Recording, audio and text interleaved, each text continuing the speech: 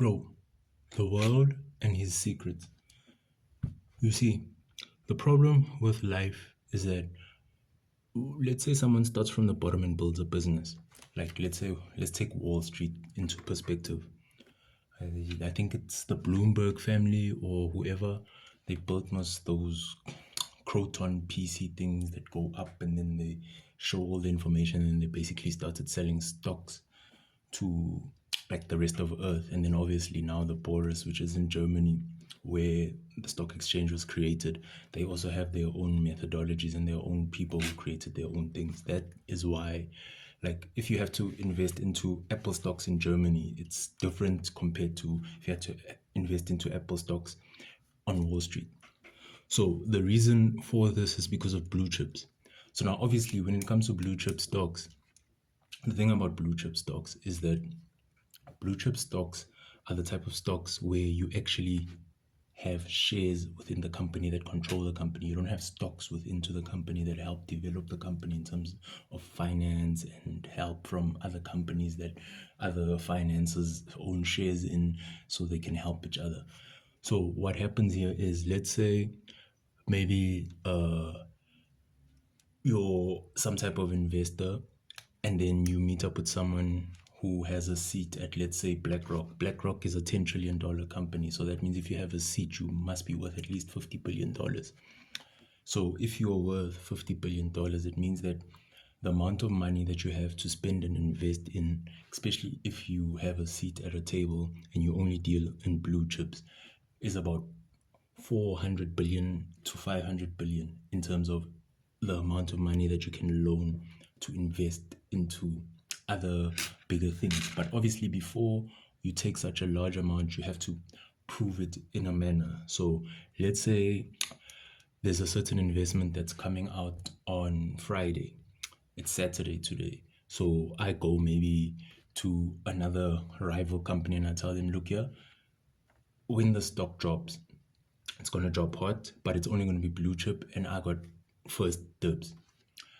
So what would happen here is that they'd go and they'd sit at their tables, and you'd go and sit at your table to obviously make the loan.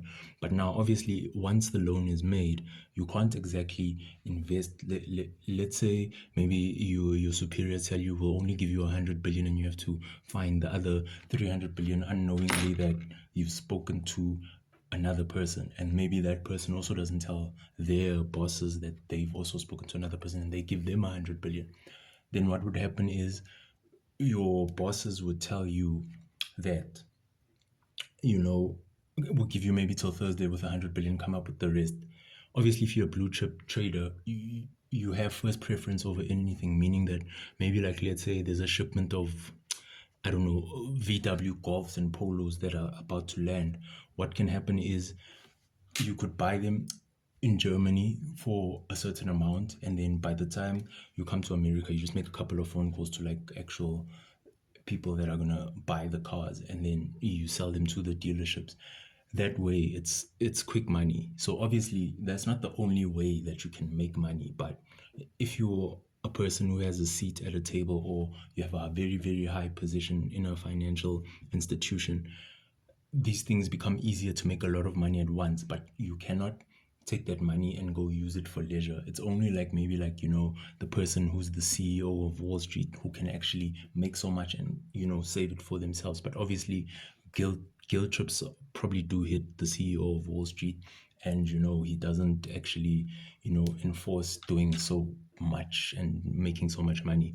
But in rough estimation, let's say maybe something like Apple is about to drop on Friday. And if Apple is dropping on Friday, it's Saturday today, and I have until Friday to maybe make 300 billion. What would happen is that I take that money and I'd do exactly that. I'd invest it into things that make quick money. But on Wall Street, quick money isn't like, going to sell drugs. On Wall Street, quick money is like, let me buy all the stock at Walmart and resell it to Walmart at a discounted price from China, things like that. That way, in about 2 days, you'd make at least 150 billion quickly.